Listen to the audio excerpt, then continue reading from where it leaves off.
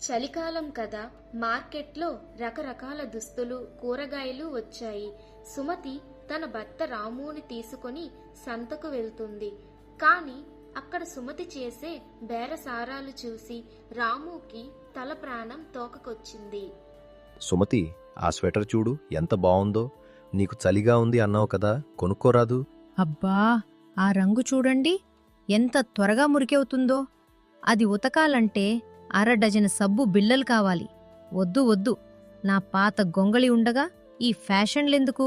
ఏమండి షాపుగారు, ఈ ముదురు రంగు బ్లాంకెట్ ఎంత? అమ్మా, ఇది ప్యూర్ వూల్, 500 రూపాయలు. ఏంటి, 500 రూపాయలా? ఆ గొర్రె ఈకల్కి అంత రేటా? పోనీ ఒకటి చేద్దాం, ఆ దుప్పట్లో సగం కట్ చేసివ్వండి, 100 రూపాయలిస్తాను. నేను ఎలాగో ముడుచుకునే పడుకుంటాను కదా, నాకు సగం చాలు. సుమతి, ఏంటా పిచ్చి మాటలు? దుప్పట్ని సగం కట్ చేయమని ఎవరైనా అడుగుతారా?